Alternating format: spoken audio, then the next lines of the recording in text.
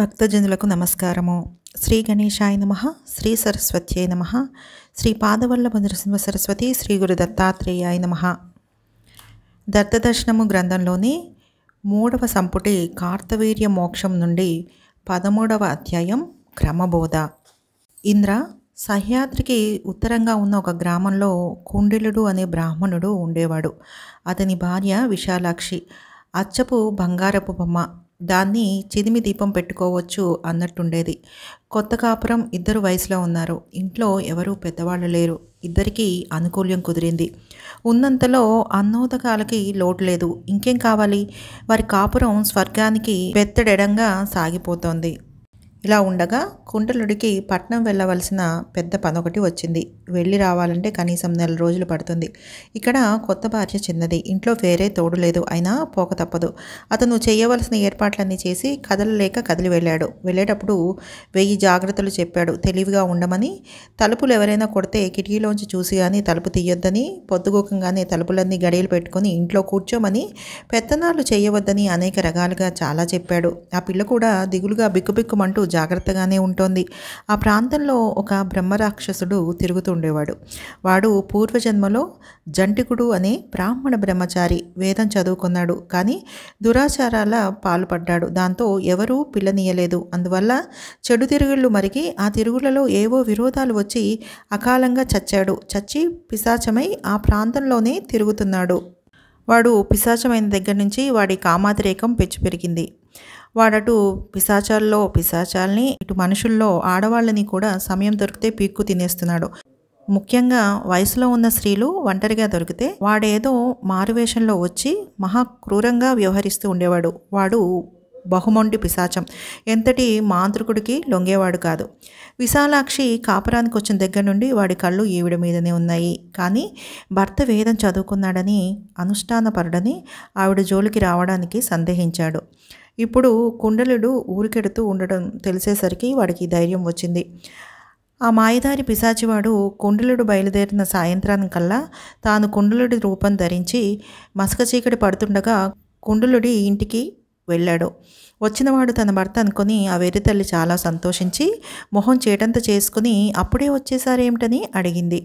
వాడెక్కడ లేని నైగారాలు చూపించి, నేను ఎవడి కోసం పోతున్నానో వాడే దారిలో తగిలాడు. వాడేదో పని మీద ఎటో పోతున్నట్ట.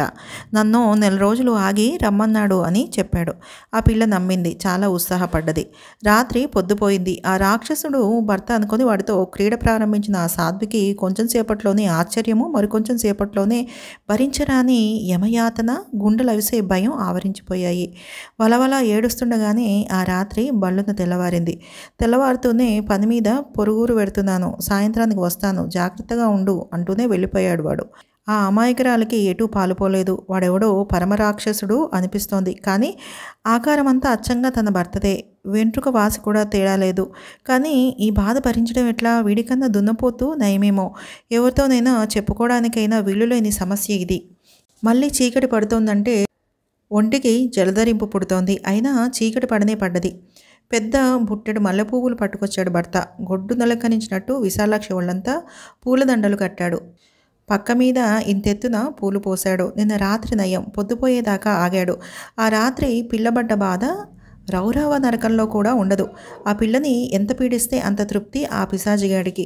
రోజులు అలాగే గడుస్తున్నాయి. వాడెవడో పిశాచమే తప్ప తన భర్త కాదని నిశ్చయమైంది. కానీ ఎవరితో చెప్పేట్టు, ఎలా నమ్మించేట్టు? ఈ క్రమంగా వాడు వస్తున్నాడంటేనే భయంతో గుండెలవిసిపోతున్నాయి. మనిషి దిగులుతోనూ రోగంతోనూ పూచిక పుల్లయింది. చెంపల మీద, ఎదురు రొమ్ముల మీద ఎముకలు వెళ్ళుకొచ్చినాయి. జుట్టు రాలి తల సగం బట్ట తేలింది. కళ్ళని దైన్యం, ముఖాన్ని భయం, మనస్సుని నిస్పృహ ఆవరించేసినాయి. చావడానికి కూడా శక్తి లేక, ధైర్యం లేక జీవోత్సవంలాగా బ్రతుకుతోంది.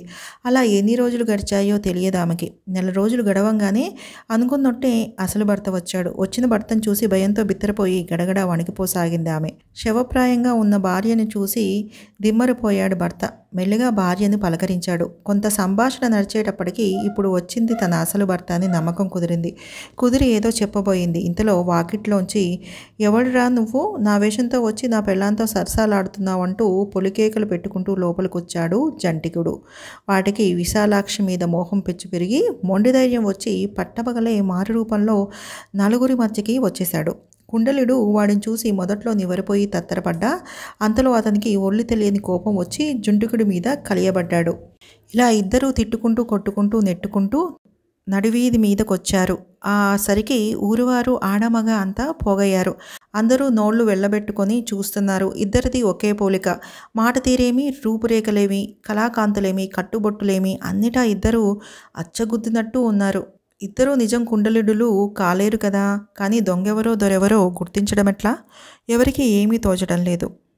విశాలాక్షికి అసలేమీ పాలుపోకుండా ఉంది. ఇవాళ ఊరి నుంచి వచ్చినవాడు తన భర్త, ఇన్నాళ్ళ నుంచి ఉంటున్నవాడు దొంగ వెధవ, అది నిశ్చయమే. కానీ ఇద్దరూ కలిసి ఒకే చోట ఉండేటప్పటికీ గుర్తించడం ఆవిడ వల్ల కావటం లేదు.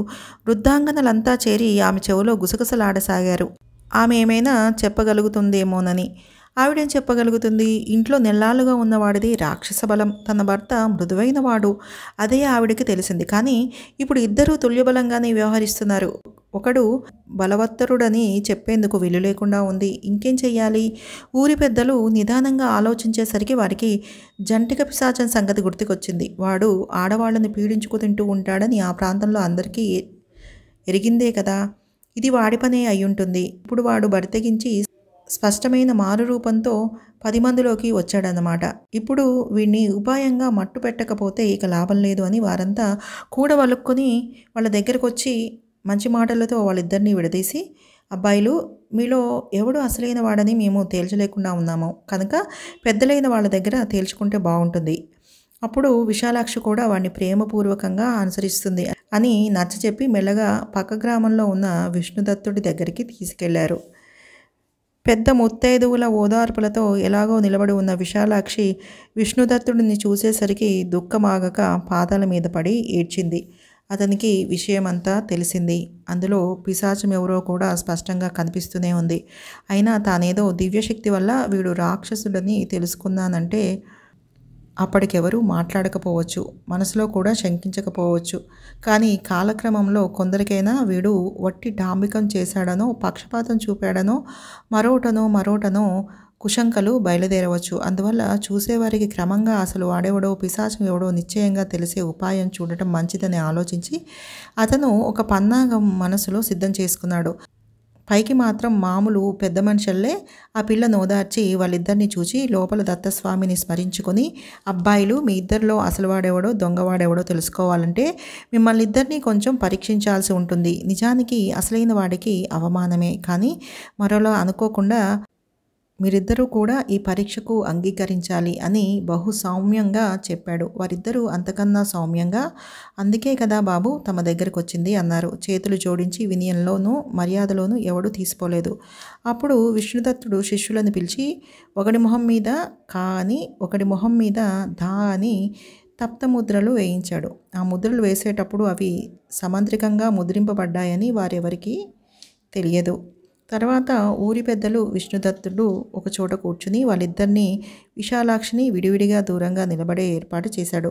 అప్పుడు విష్ణుదత్తుడు కాని పిలిచి, నీ ఇంట్లో ఉన్న వస్తువులు, వస్త్రాలు, ఆభరణాలు మొదలైన వాటి జాబితా చెప్పు, విశాలాక్షి శరీర వర్ణన ఎట్లా ఉందో చెప్పు అని వాడు చెప్తూ ఉండగా పెద్ద మనుషుల చేత వ్రాయించాడు. వాడిని పంపేసి అలాగే దాచేత చెప్పించి వేరే కాగితం మీద వ్రాయించాడు. తర్వాత విశాలాక్షి చేత చెప్పించి వ్రాయించాడు. అప్పుడు వారి వాగ్మూలాలు 3 పోల్చి చూసుకొని పెద్దలంతా ఒక నిర్ణయానికి వచ్చాడు. విష్ణుదత్తుడు కూడా వారితో ఏకీభవించాడు. అయినా మళ్ళీ పరీక్షించడం మంచిదన్నాడు. ఈ మాటు విష్ణుదత్తుడు కాధాలను ఇద్దరినీ పిలిచి, ఈ మాతాపురం 5 క్రోసుల వైశాల్యం కలది. దీని చుట్టూ వివిధ దేవాలయాలున్నాయి. మీరిద్దరూ వెళ్ళి ఈ పురానికి ప్రదక్షిణం చేసి ప్రతి దేవాలయంలోనూ దేవతలను దర్శించి రావాలి. ఎవడు ముందుగా వస్తాడో తాను నిజంగా ప్రదక్షిణం చేసినందుకు గుర్తుగా ఆయా దేవతల విగ్రహాల లక్షణాలన్నీ వివరంగా చెప్తాడో వాడే విజయవంతుడని భావిస్తాము అన్నాడు. ఆ మాట వింటూనే ఇద్దరు పరిగెత్తారు. ముందుగా దా అనేవాడు వచ్చాడు. వచ్చి దేవతామూర్తుల లక్షణాలన్నీ చెప్పాడు. పెద్దలు రాసుకున్నారు. నేను ముందొచ్చాను. విశాలాక్షి నాదేనన్నాడు వాడు. రెండో వాడిని కూడా రానిమ్మన్నారు పెద్దలు. మధ్యాహ్న సమయానికి రెండోవాడు రొప్పుకుంటూ వచ్చాడు. వాడు కూడా దేవతా లక్షణాలన్నీ సరిగ్గానే చెప్పాడు. పెద్ద మనుషులు ఏకనిర్ణయానికి రాలేకపోయారు. కొందరేమో విషయం ఇద్దరూ సమంగానే చెప్పారు. ఒకడికి కాలు కొంచెం త్వరగా సాగుతుంది, మరొకడికి సాగదు. అంత మాత్రం చేత అసలు వాడు వీడేనని చెప్పలేము అని వారించారు. మరికొందరు అందుకు భిన్నంగా వాదించారు. అప్పుడు విష్ణుదత్తుడు నవ్వి, పోనీ మరో పరీక్ష పెట్టి చూద్దామని, అబ్బాయిలు, ఈ కొండ మీద యోగులు అనేకులున్నారని వినికిడి. మీరు ఈ గిరి ప్రదక్షిణం చేసి ఆ యోగుల నామగోత్రాలు కనుక్కొచ్చి చెప్పాలి అన్నాడు. ముందొచ్చిన వాడిదేదా విజయం అని ప్రశ్నించాడు దా. అంతేగా మరి, పెద్ద మనుషులు అలవోకగా చెప్పేశారు. దా అనేవాడికి సహజంగానే ఉత్సాహం పెరిగింది. తానొక పరీక్షలో నెగ్గాడు. కొంతమంది తన పక్షాన ఉన్నారు. కొద్దిమంది వ్యతిరేకించడం మూలాన నిర్ణయం ఆగింది. ఆ కాస్త జయిస్తే ఇక విశాలాక్షి తనదే. అందుచేత ఈ మాటు తను ద్విగుణీకృత ఉత్సాహంతో పరిగెత్తాడు. కా కూడా వెనుకంజ వేయలేదు. దా ఒక ముహూర్త కాలంలోనే వచ్చేశాడు. వాడు చెప్పిన యోగుల పేర్లన్నీ పెద్దలు రాసుకున్నారు. నాకు సత్యదేవత అండ ఉంది కనుకే నేను ఈ పని ఇంత త్వరగా చేయగలిగాను అని వాడు సగౌరవంగా ప్రకటించాడు. చీకటి పట్టాక జాము పొద్దు పోయాక రెండోవాడు కాళ్ళీడ్చుకుంటూ వచ్చాడు. వస్తూనే ఉస్సూరుమంటూ నేల మీద కూలబడి, కొండంతా చచ్చేట్టు తిరిగాను, యోగి అన్నవాడు కనిపించలేదు అని నిస్త్రాణతో సొమ్మసిల్లి పడిపోయాడు. విష్ణుదత్తుడు వాడికి సైంత్యోపచారాలు చేయించి పెద్దలతో సంప్రదించి, అబ్బాయిలు, మేము ఒక నిర్ణయానికి వచ్చేసాము. అయినా ఇటువంటి విషయాల్లో తొందరపడరాదని మరొక పరీక్ష మాత్రం చేయదలిచాము. ఇదే చివరిది అని అంటుండగానే దాలేచి త్వరగా చెప్పండి అన్నాడు. కా నీరసంగా చూస్తూ ఉండిపోయాడు. అప్పుడు విష్ణుదత్తుడు ఒక పెద్ద సీసా తెప్పించి, అబ్బాయిలు, ఒకసారి దీనిలోకి దూరి బయటకు వచ్చిన వాడు విశాలాక్షిని వెంటబెట్టుకుని వెళ్ళిపోవచ్చు. రెండో వాడి సంగతి మేము చూస్తామన్నాడు. పెద్దలంతా అవునన్నారు. విష్ణుదత్తుడు చేత్తో సీసా పట్టుకొని రండి అన్నాడు. దా పొంగిపోయి తటాలన సూక్ష్మరూపంలో సీసాలోకి దూరిపోయాడు.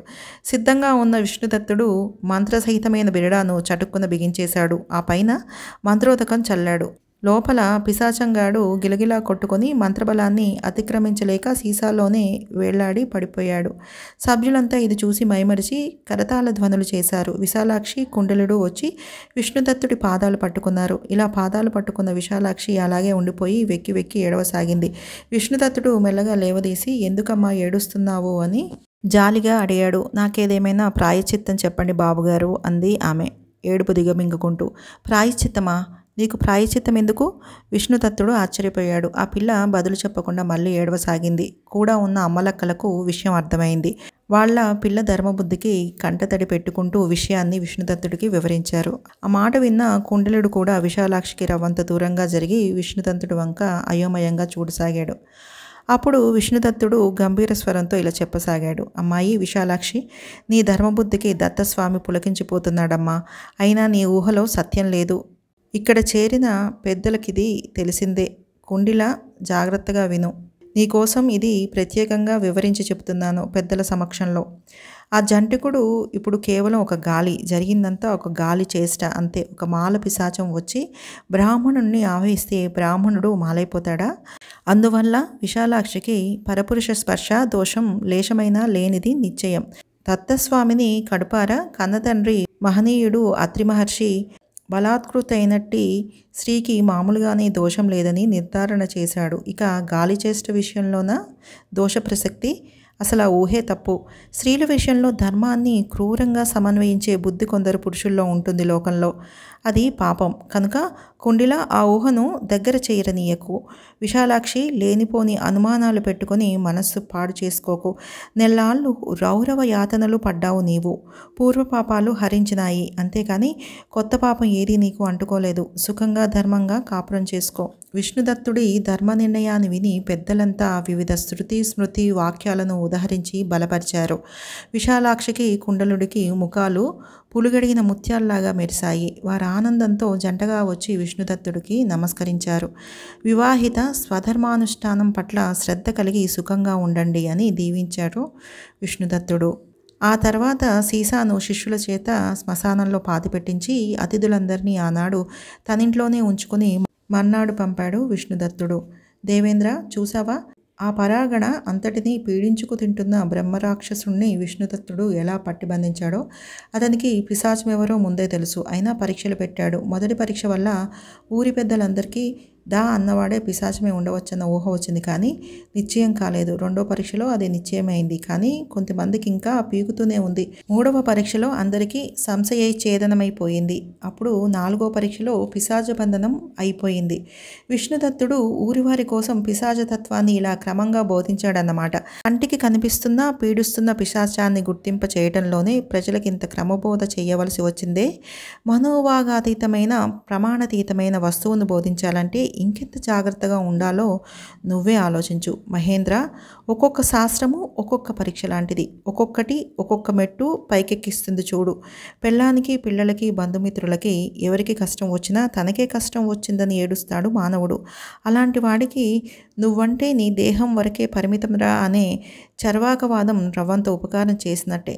ఈ దేహమే తానని భావించేవాడికి ఈ దేహాన్ని, లోకాల్ని నియమించే శక్తి వేరే ఉందని, దాన్ని ఆరాధిస్తే నువ్వు ప్రత్యక్ష లాభాల్ని పొందగలవని మంత్రశాస్త్రాదులు బోధిస్తాయి. ఆ విధంగా అవి నీలో ఈశ్వర భక్తిని రేకెత్తిస్తాయి. నువ్వు సత్కర్మలు చేస్తే నువ్వింతకన్నా ప్రశస్తమైన దేహంతో ప్రశస్తమైన లోకాలు చేరి ప్రశస్తమైన సుఖాన్ని అనుభవిస్తావని చెప్పే మీమాంసాది శాస్త్రాలు ఈ దేహం కన్నా భిన్నంగా నువ్వు ఉన్నావని నీ తలకెక్కేట్టు చేస్తాయి. అప్పుడు వేదాంత శాస్త్రం వచ్చి స్థూల సూక్ష్మ కారణ దేహాలకు అతీతంగా ఉన్న నిన్ను నీకు పట్టి బంధించి ఇయ్యడం సులభం అవుతుంది. కనుక దేవేంద్ర, శాస్త్రాలకు పరస్పర విరోధం లేదని గ్రహించు. ఇంత చెప్పినా నీకింకా ఒక సందేహం మిగిలి ఉండవచ్చు. ఎంతైనా ఇన్ని మెట్లుండాలా? ఏదో ఒకటో రెండో ఉంటే చాలదా అని. కానీ దేవేశ్వర, బ్రహ్మతత్వం అత్యంత దుర్గ్రాహ్యమైనది. దానికెంత చేరువుగా వచ్చిన మహాత్ములు కూడా రవ్వంత పొరపాటు వల్ల పక్కదారి పట్టి సత్యానికి సుదూరంగా పోయే ప్రమాదం ఉంది. అందువల్లే అలాంటి వారి సందేహం తీర్చేందుకోసమే పైకి చాలా పోలికగా కనిపించిన చివరిలో అత్యంత సూక్ష్మ విభేదాలు గల శాస్త్ర సిద్ధాంతాలు ఉండవలసి వచ్చింది. ఇందుకు ఉదాహరణగా విష్ణుదత్తుడిదే మరొక కథ చెప్తాను విను. ఇదే మన సప్తోదాహరణలో చివరి కథ.